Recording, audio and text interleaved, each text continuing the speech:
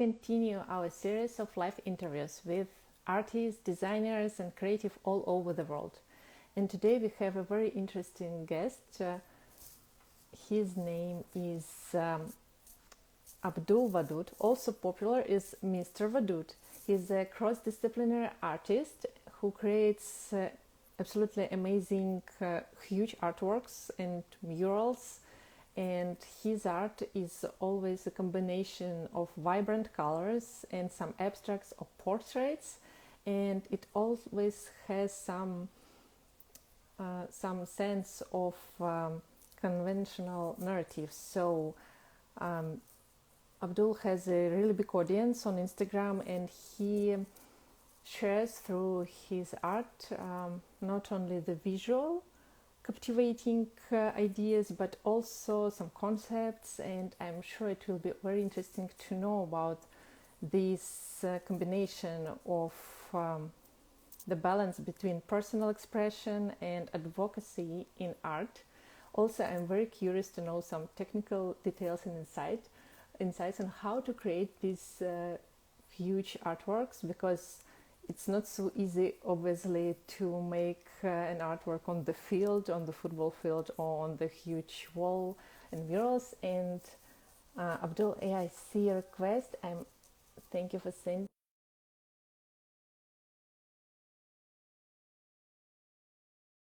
platforms and how to grow as an artist on social media, and also that art can be a tool for addressing social issues. Hello. Hi. Hi, hello. Hey. Hi. It's nice to be here. Good to see you. How are you? It is absolutely a delight. It's a delight to be joining you here live. Thank you very much for joining. Where are you now? Are you in your studio? Because I see some beautiful wall. Oh yeah, I'm actually in my studio. This is one of my art Ah, pieces, and I have a mural there, and wow. Wow. it's one of the things. Yeah, so yes, I am in my studio. Yeah. Hi, hello. Hello. And your studio is it located in Lagos, Nigeria, right? Yes, so this particular studio is actually in another state, but still in Nigeria. So this is where I have my expanded studio. When I'm not in Lagos, I'm here. So Mm-hmm. Lagos is more of a proactive city. It's like a rush of the city. Ah, So when I need to get away to create a quiet space, is where I come. oh, that's nice. Yes, yes, Can you yes, yes. can you first share with us a little bit about your artistic background? When did you start to draw? Maybe you attend some art schools or not? Is it Okay. your passion from the childhood, or maybe something that you Yeah, just start? absolutely, absolutely. So I think I started to get into drawing just like every other guy did when I was in secondary school, which is like out of maybe competition and at the same time delight. It is the constant drawing we did in certain subjects, and I found myself good at it. It's like looking back now, I will not consider it good enough, but but the fact that I could draw the Batman, the Superman, the Spider-Man off the top of my head from the animations that we watched when I was younger, it felt like something I could do again and again. So it was just something that was just delightful to show off. There was nothing special to it until post-secondary school. In fact, I finished as a commercial student. Post-secondary school, I got into school, but the times I should be studying for my econometrics, I find myself drawing. So sooner or later, I figured I was not about to spend the next 4 years of my life studying a course I was not going to practice as a career. So I switched to study fine and applied arts, and that has been my journey. But I'll tell you that all that I do today and all that I've heavily determined my direction in life as an artist was learned outside the four walls of the classroom, because I am one of the people that have learned to make the world my teacher. You are one of the people that have followed since like 2020 to just be able to take inspiration from your works and be able to see how people that have already done it over and over again, how they're able to pick ideas, be inspired, showcase their work, and just being able to take in lessons from like a million teachers has really helped steer me towards the direction of my own creativity. And I would say that it's just a passion that grew into a profession over time. It's important to listen to your passion, and looking at your artworks, you definitely listen to your passions very carefully, because they just it's easy to see that you put all your love in your artworks. And do you remember when, I think it needs a lot of courage to make these murals, the big ones, and especially when you're putting some messages, some social messages there. Do you remember when you made this transition from drawing in your notebooks and sketchbooks, and then you'd say, okay, now I'm ready for a wall to paint over a mural? Oh yes, What I was that remember moment? vividly. It was a thing of chance. I happened to have just done a small commission, so I started as a pen artist. I will always draw with using ink as my medium of choice.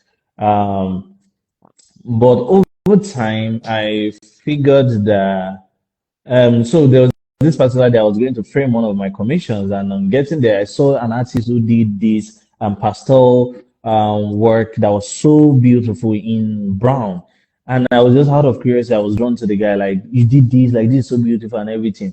So he saw my doodle. I had a doodle piece that particular time, and he saw my doodle work, and it was like, oh, you did this too. I was like, okay, he's working on a world project. Do I want to join? That he likes, he thinks that I have a good skill, doesn't know about skill, but I should come. He ended up abandoning that project on me. Literally, I joined, I got there, I was sketching, I just like, it was an opportunity for me. It was an open canvas. Of course, the pressure was there, but that was the jump. It was like, okay, this is a chance, I'm going to jump at it. And doing it that once, I never looked back. It just felt like, oh, I could do this. Then I started taking on more volunteering aspect to just put my hands on the wall. And over time, the more I did it, the more people were able to trust me enough to be able to capable of doing it. And with time, I started getting paid for it. I started getting hired for it. And that has been it. Honestly, it's that space of chance, because honestly, I'm always fascinated by it. But just like I'm guessing a lot of traditional artists, we often question our ability that I'm not sure I will be able to do that skill. Like, it's so interesting that every time I look at your work, all that comes to my head is skill. So I will always think about the small pieces that you do in your small journal, and I would just think, just that exact piece, just reinstated into a bigger canvas. That's all I think every single time I see your work, because I just feel like your patterns are so unique and so colorful and so warm. It's very delicate to combine colors and it's not feeling like too much. So the way you combine it is so satisfying. So whenever I think about your work and you do the smaller ones, all I think about is scale. Like, you have one behind you there.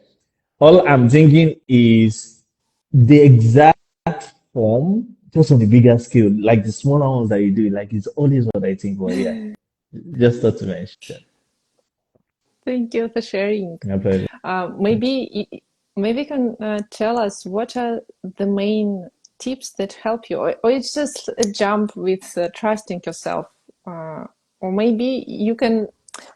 Many artists are listening to us, and we've watched Okay. this recording, Okay. and I'm sure many of them, in personal talks with artists, I also hear often that they want to try bigger format, try to draw their paintings, their sketches on walls, but it's really very scary. And for some reason, because you feel like you can, you feel like you first have to understand how to make it bigger. Mm. Then you have to know the some maybe materials, what to So, use, and so, now so how what do do you you, mix up with that? so, thank goodness, we're in an age that is highly digital, and a lot of people document processes. It's like some of your biggest worries, somebody have explained it in probably a YouTube video how they were able to overcome it. And that was what I did. When it came to scale and getting proportions right and all of that, I did my research. So what you have mentioned is people like 1000, David Popper. Those were the two people that I would literally spend hours on YouTube just bash binging their content, just to be able to see how they scale, how they are able to illustrate, how the tools they use and all of that, and putting it in consideration with our own limited access to certain materials here. So I have to also be able to improvise based on what is available here. So it was really tricky when it came to scale. One of the things that really helped reinstate my confidence is that I researched. Like I would go on YouTube and just search critical things that are particular to what I'm curious about, which is um, how do I enlarge on a larger surface? How do I draw on walls? And people do make this video and do break down videos around it. And that was one of the things that really helped me transition. And in a matter of time, it was just a matter of more was being assigned to me, or like people just trusting me. And it's not a one day thing, because I can remember my first doodle. Looking back at it now, my hands weren't as straight as they are now. Now, when I look at my project from 2 years ago to my project of 5 years ago, I'm like, oh, there's been massive growth. Like I can remember my first black and white doodle and how it's looking back at it, and I'm seeing how like that the me now would not be satisfied with that line, but it's in the practice. It's like you would also not get better or know how to do that stuff if you are stuck in like, oh, I cannot. It's like once you put in the practice, particularly when it comes to art, you would definitely come out, especially particularly with direction, you come out with progress. Yeah, you're right. And if you talk about the storytelling, what concepts, what social messages do you express through your artworks? Maybe you can share with us some of the most meaningful of your projects, and what message do you want to tell us through your artworks? All right, so first I'm going to start with the fact that one of the critical things I left out from the beginning is that one of the things that drove me to particularly be obsessed with art and be very heavily occupied by it is there was this comic book when I was younger that was called Super Striker. It's still very much available, but it's less accessible as it used to be there. It used to be shared at the particular filling station over here then, which was Texaco. Yeah, I think they've packed up now as a brand. But Texaco used to share this pamphlet. I would literally go to my neighbors that, so we don't have 24 hours light here. So I'll literally go to my neighbor that I will help them get fuel just so that I can get a copy of the comics at the filling station. Now, on getting the comics, it was the comics about footballers, but it was complete illustrations.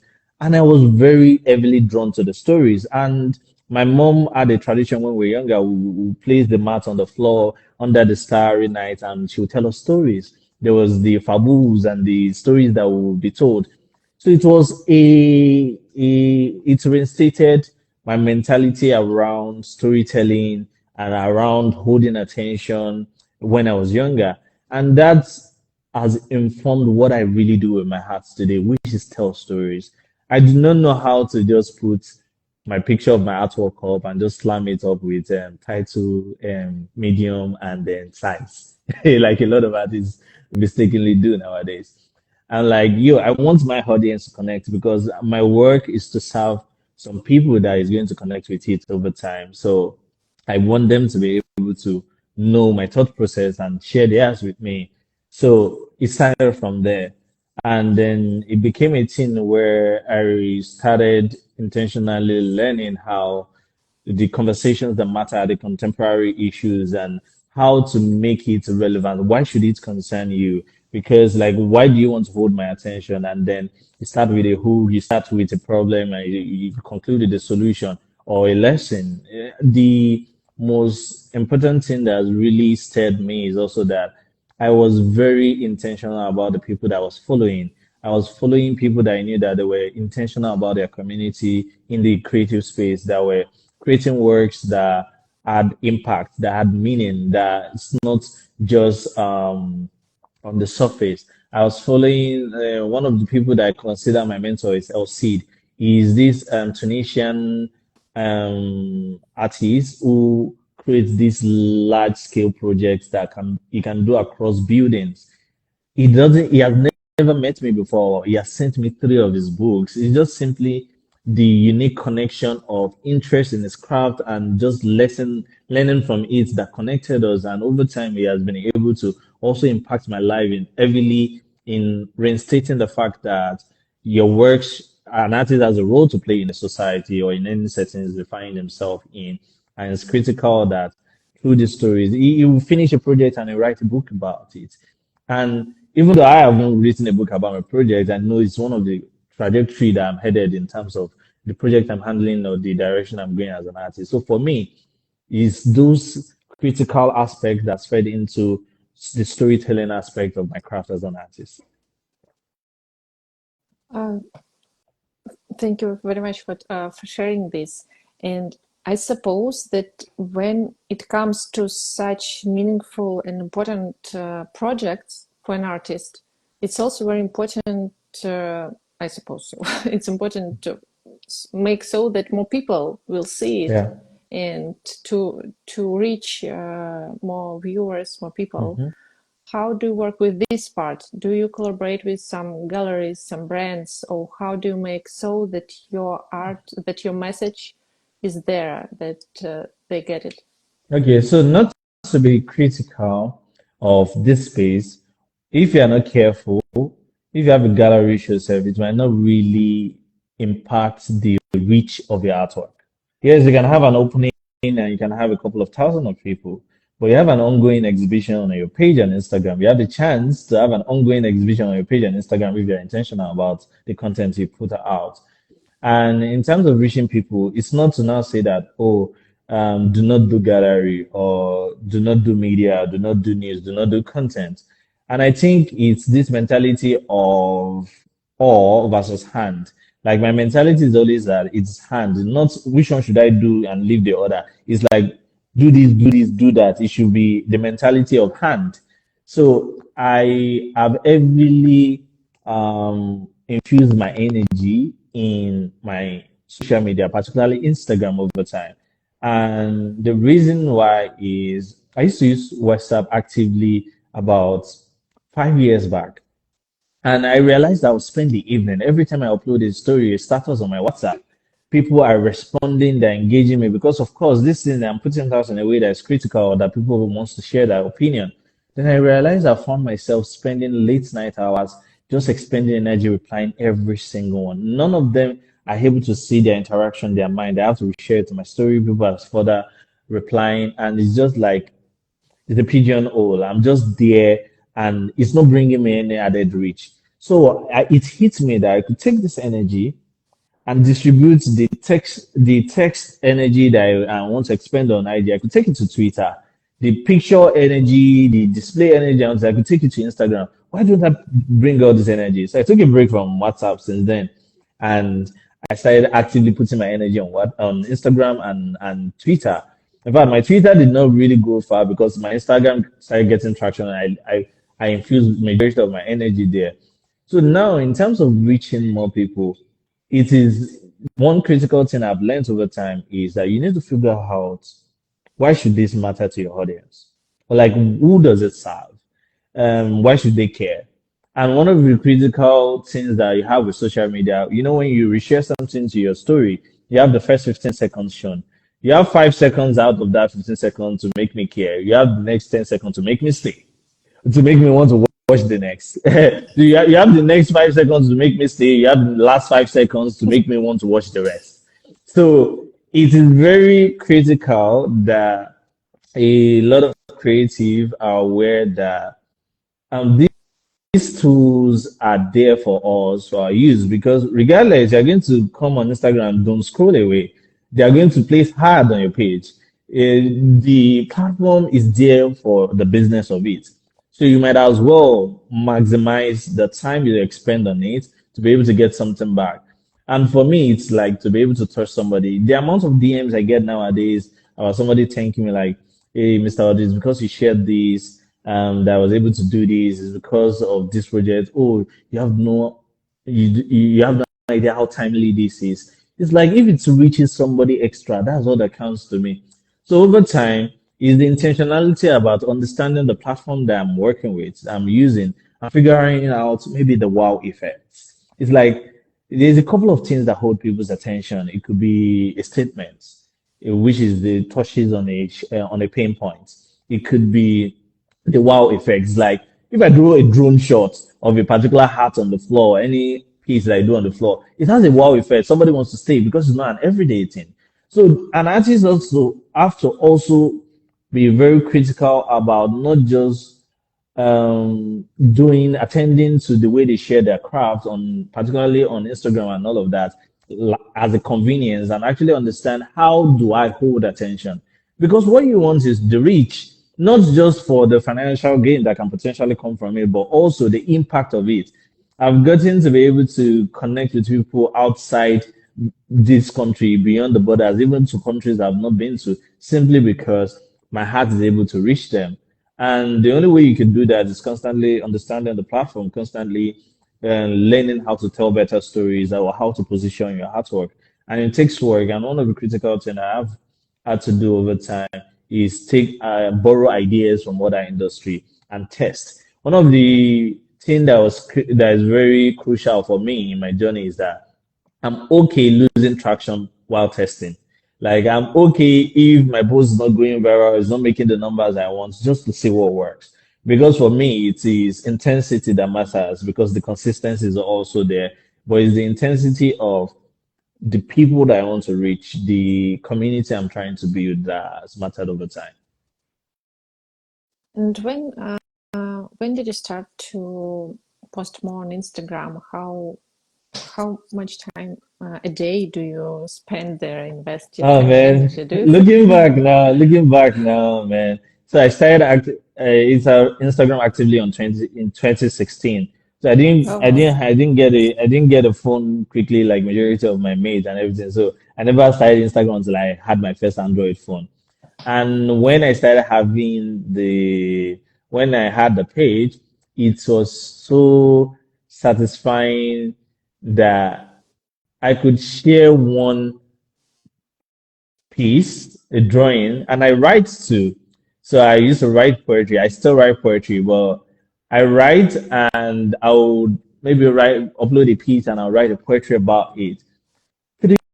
Wow. Likes on it, 30 likes on it, then was like, I've arrived. It's like 30 likes and maybe three people comment. One is my friend, the other is just two other random people that also love poetry. And just a simple comments on it, then felt like I was on top of the world. It was enough because it just felt like I was reaching somebody outside my circle.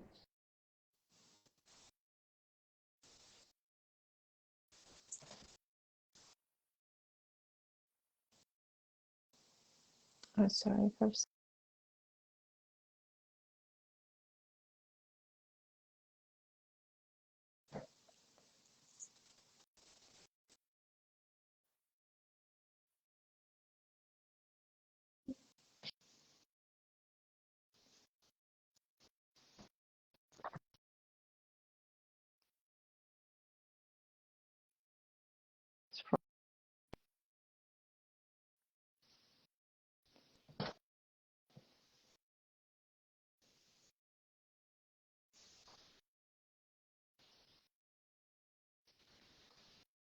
okay. There was a bad connection. Please, Abdul, if you can send me the request one more time because unfortunately I lost an internet connection for several. I hope it will work now. So sorry. Oh, I see it. Accepting.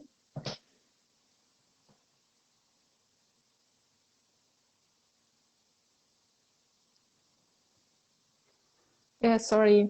Hello, hello, hello. Sorry. It's Something fine. crazy. Yeah, Yeah. it's fine. I had to put my phone on DND too, just so that nobody calls me in. And so it's like that that intentionality around the space. I'm trying to find track of my thought process at the moment. But yes, honestly, around the platform, it is the intentionality of figuring out what works, and that's what have been critical for me along the line. So now Instagram is the main social platform where you share your art, right? Yes, absolutely. But I use it all.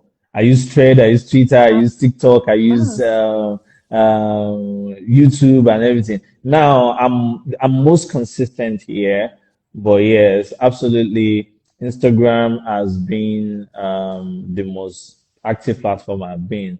And I think it's just like out of comfort. Okay, so I remember my thought process now. I was talking about like my journey when I started, where it's like starting from 2016. So I used to write posts and it was just so satisfying to be able to share that. But something then there was this other guy, I don't know, I think I remember his handle used to be Hamad Wright. He was also a writer. And in school I was hosting poetry community and this guy would constantly post about 3 times a day. So it started being 18, I started copying too. So I'll post 3 times a day. I posted up to over 1008 posts just out of competition. Every single day, I give myself a time to post a poetry in the morning, a poetry in the afternoon, a poetry in the evening. Anytime I finish a pen piece at the end of the week, or anytime I'll post that too, or if I have a commission, I'll post that too. And I did that a lot of time. But one thing happened. I had a conversation with a friend that asked me this simple question. It was like, "Yeah, I know you write. I know you paint, but I don't know which one to call you for. Like, do I address you as an artist or as a writer?" And something was for sure. Art was bringing me more money than poetry is bringing me. So he got to a stage, maybe 2 years down the line or 3 years down the line, that it hit me that I need to prioritize my artistic practice and focus on using my platform heavily on just my heart. So I took my poetry, I archived over 1,005 posts. Like I have over 3,000 posts now, 2,000 posts now on my page, actively on my page, but I have over 1,000 in my archive. I archived it all to just 18 posts, and whatever I built now was from that 18 posts. So now that was the time before the reels and consistency was like the numbers, you use the hashtag just to get more visibility, different community, connect with a lot of people. And that's what is why it's crucial for you to understand the platform.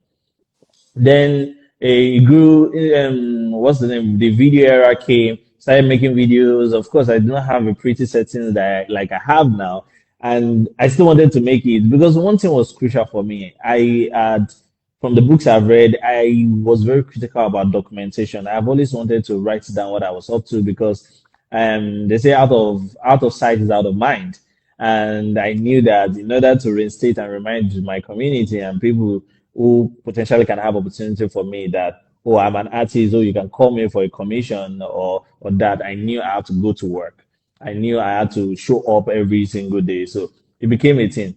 Now, I do not box myself mentally that I must post every single day. I do not box myself mentally that I must post 3 times a day when I started being intentional about my content.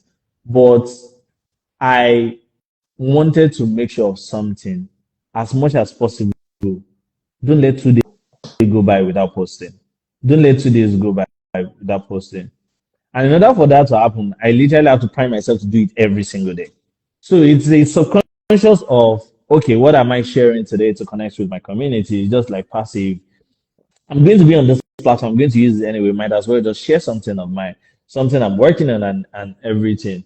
But something was also started to play out. I realized that because I was feeding people with a lot, whenever I took a break, people will not notice. Like it still feel as though I was still there because there's been so much surplus content. It feels like I see stuff I do it every day. It's fine.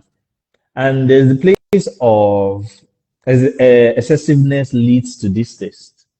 People, when you are predictable, they know what to come next. They go away for a while. Like one of the biggest people that I follow on using Instagram is Gary V.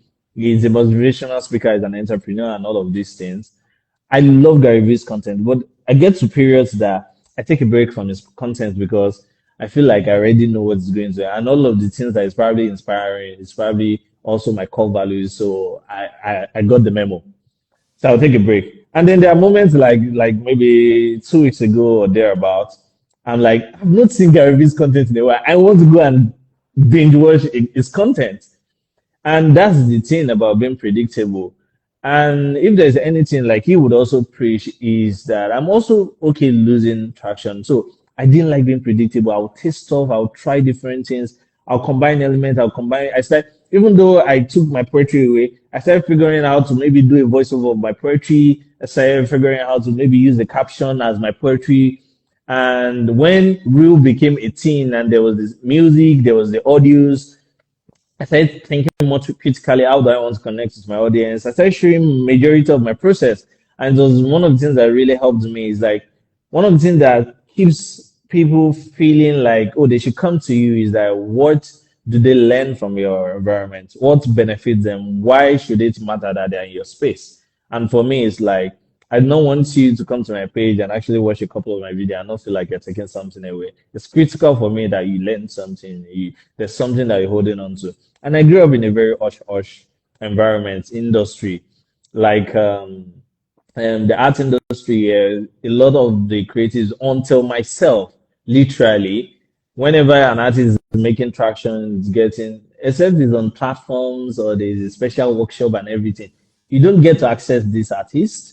Nor are they creating contents that are putting people on games like, oh, do this right. Oh, this is how to approach the gallery right. Or this is how to position yourself. Or this is what to do. And I realized that somebody had to do it in my industry. So I started actively going to gallery shows, started talking about it, started actively putting creatives on games, on do this better. Like this is where a lot of us are fumbling. This is what I'm learning. It's like I'm not even sharing this thing from a position of no. Is it from a position of this is what I'm learning?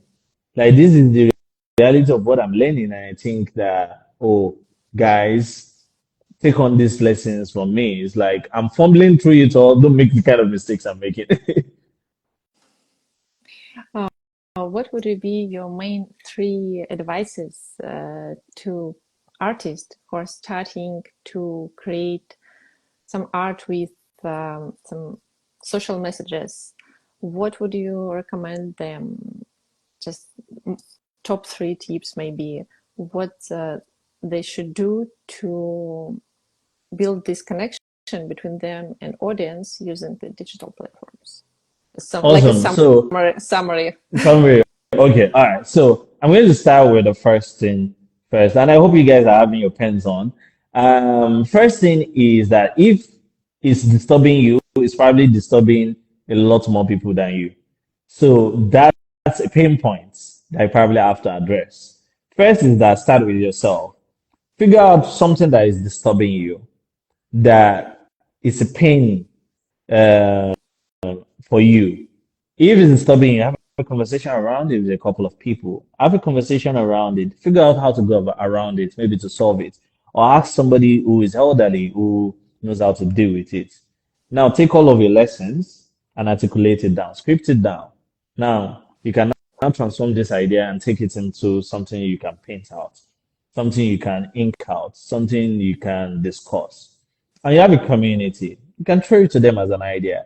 You can upload a picture of your empty canvas standing in front of it and literally say, so I'm thinking about this concept. My canvas is empty right now, but I'm thinking about how people react to this situation in this way. It's disturbing me, but I really want to hear you guys' opinion. I really want to talk about it. I want to paint about it. Have you also been going through this issue? Tell me about it. That's one. If it's disturbing you, it's most likely disturbing a lot more people. So find, start with you. Second thing is you have a very crucial role with your gift, which is for it to is a gift that have the ability to impact. It's like we have our mobile phone. This same mobile phone is what is making a lot of people millions of dollars. This same mobile phone.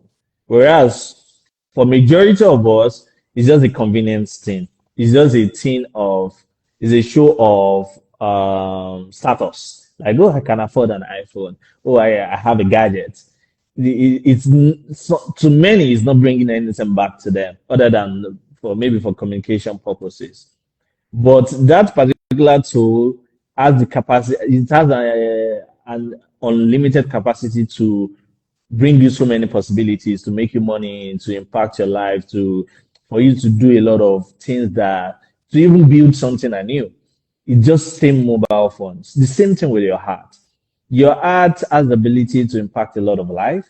It has the ability to reach a lot of people, to make a lot of change, and to also what's the word, sculpt the society into the better version you would want.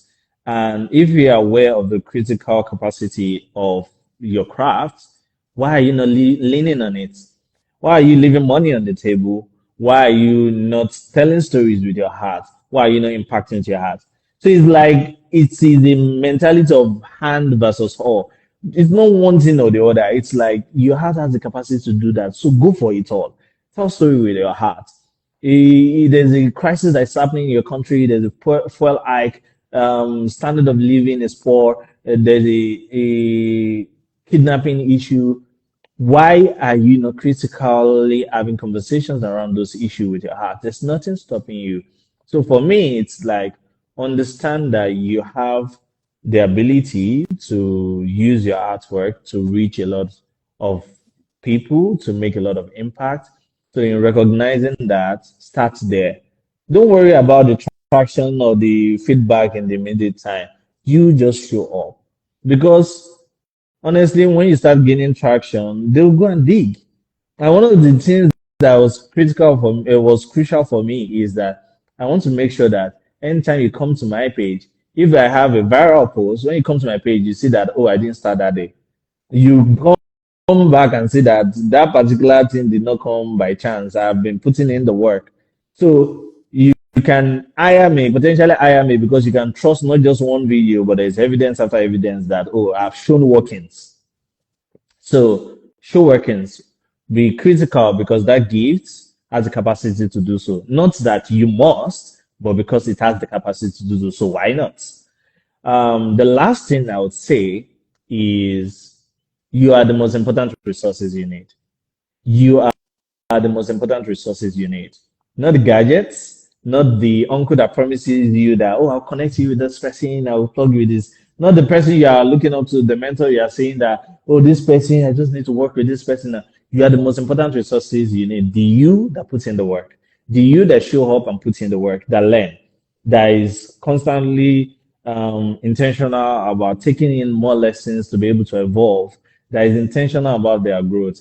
So the you that take action will always win. You are the most critical tool you need. It's not the gadgets, it's not the canvas. Like once you realize that you are the most important resource, you start thinking outside the box. It was not until last year that it hit me that I could simply use charcoal and chalk to draw a portraiture because I wanted to bypass having to expend so much on something so temporary and is not paid for. Like so charcoal was accessible to me, like grounded charcoal and chalk, and they were cheaper. I would spend roughly less than 10,000 naira to be able to produce that temporary work than going to buy a spray can of over 50K to be able to produce one work that now will create a problem of space because it's going to be permanent when I use spray paints. And I need to get these ideas out there. But because I was heavily in tune with the fact that, oh, what tools are available for me? I remember a brother once telling me that use your limitations, like your limitations are a tool, so use it. So it's something new there. So find it, find an angle, and go to work. Abdul, thank you so much. My I think pleasure. this life is really very inspiring, and the same as in your artwork, in your art project. When I look at them, I see the passion and the heart that you put there. The same in this interview. All your answers were full of passion, and thank you so much for being so open heart and sharing your art My and pleasure. your heart with us. Thank you very My much. pleasure. It was a pleasure to talk with you. It was absolutely a pleasure. It was absolutely a pleasure. So, can I also have a quick question? Yeah, of course. Yeah. So I'm very curious about like what's the art space like over there, like the gallery space. What country are you? What country do you create from? And like, for you particularly, how did it start and how did you stay consistent over time? Your question is about how I stay consistent, and what about the No. galleries? Like how did you start? I'll come to the galleries, but like how Mhm, did you start and how did you stay consistent as a creator and to have mhm. been able to keep at it? Because it's one thing to create art and people appreciate it. Another thing for you to keep at it for a long period of time. So it's like, how did you do that?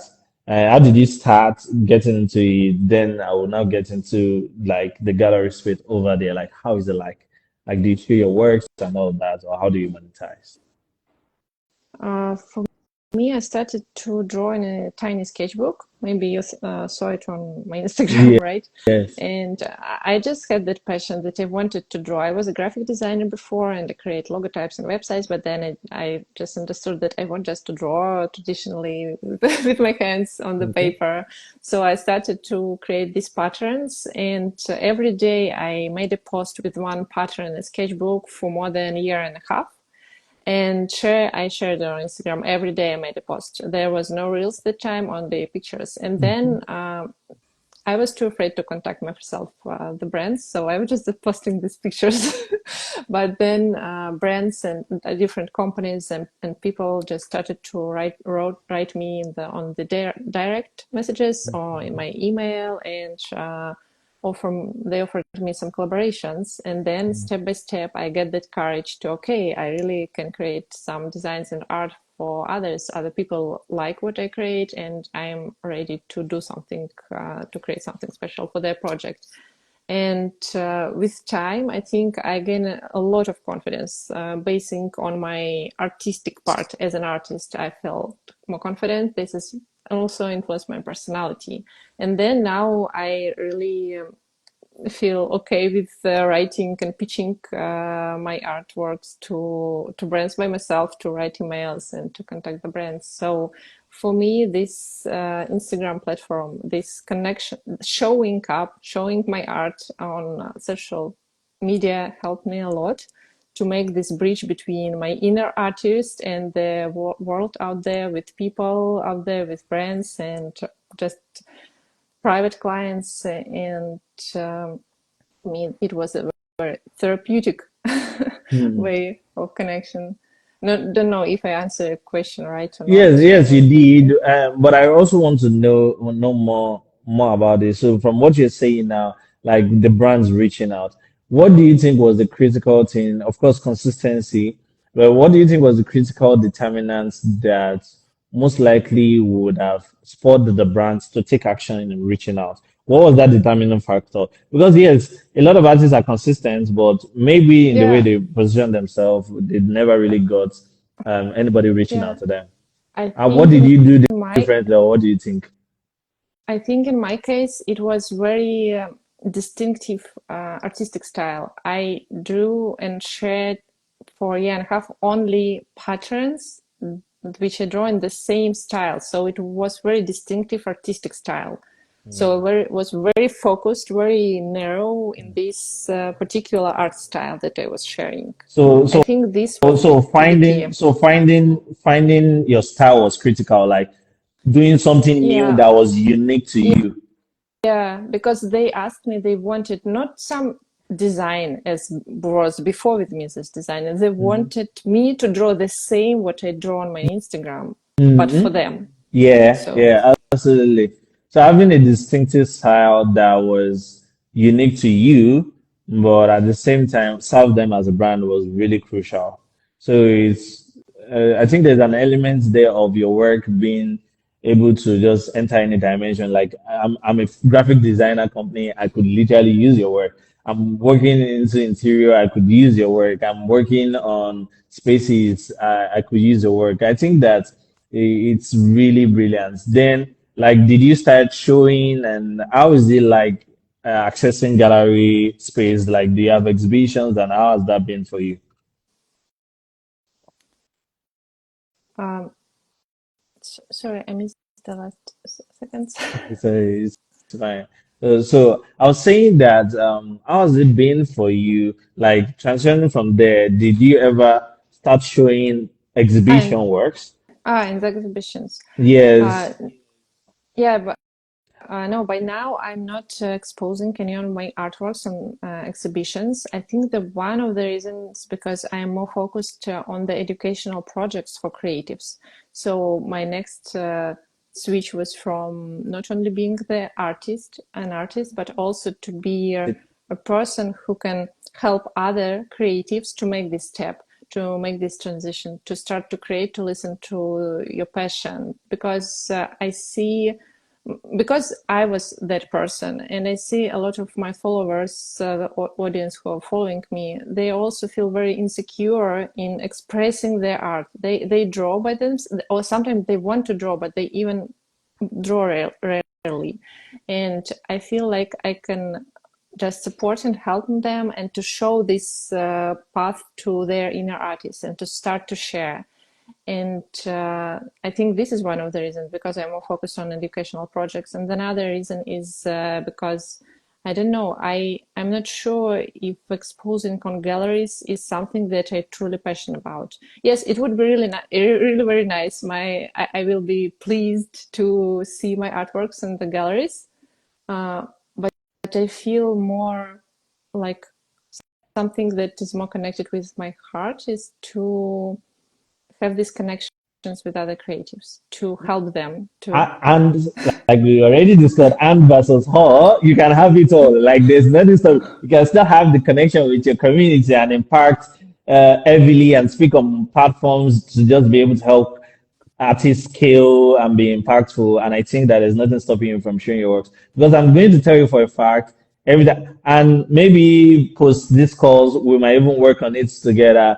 I genuinely see your works on walls, particularly because one, they're unique and something that is referenceable. If you don't do it, somebody else will do it with time. Like with time, somebody else will have a similar style to you. They will be showing and all of that, which is not a problem. But it's like I see it so much, and I think that is something worth considering. And like you doing your small size works on your small journals and scaling it into a bigger canvas is just going to be insane and beautiful to see because if Thank that you. small pieces can be so warm for me, imagine somebody having it in their space and Ocean pattern is actually recognizable, believe me. So it's just like beautiful to see. And then the other aspect that I was going to also ask is I see that you have a lot of digital products. How did that start for you? Because it's one of the things I've struggled with my platform over time. It's like, how do I actively go to work around this digital product?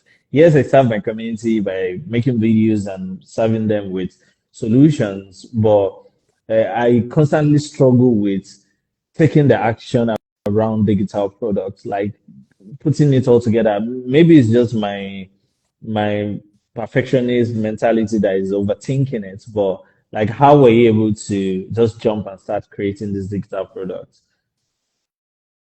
Yeah, thank you so much. Actually, thank you very much for this inspiration and support. And you're right. Yeah, it's we can do everything, not just why not to reach out to galleries, and why not to make the murals. Yeah, you're right.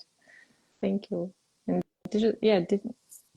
thank you. It's really Uh, very supporting. no, no, no. I really genuinely can't wait, man, to be. What country are you in?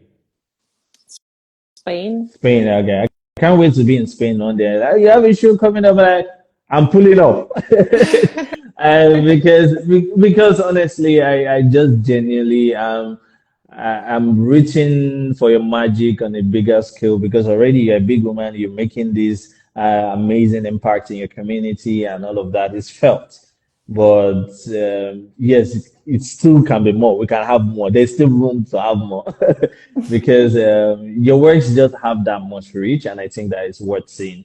And yeah, so I was asking about your jump into the digital product. Like, how was it that you were able to go forth and just jump start making the digital product? or what was it that you asked? Did you have to hire somebody to help with it, to onboarding yourself, or you just had to do it yourself all from ground up?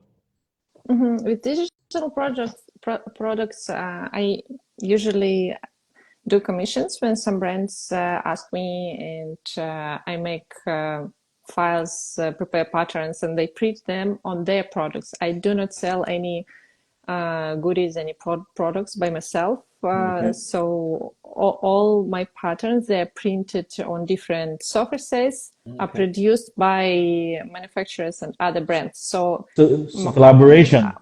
So yeah, it's collaboration. Oh, okay. So you just have to do your creative job, and these brands go to work in terms of production and sales and all of that. Okay, I think that helps. Honestly, that helps. That's one of the critical thing I wanted to ask. So yes, if you have any question for me, I'm good. I think I have the answers I need, and then yes, I do hope that maybe with time or someday we do get to work together in one capacity or the other. So yes. yeah, thank you so much. Yeah, if you are going to visit Spain, please contact me. Oh, I intend to We'll- visit Spain. Yeah, wonderful. Thank you very much. Thank you for sharing all your experience with us today. It was very interesting to know about it, and thank you for encouragement and for the reminder that we My, can we shouldn't stop. And my pleasure. My yeah, pleasure. thank you.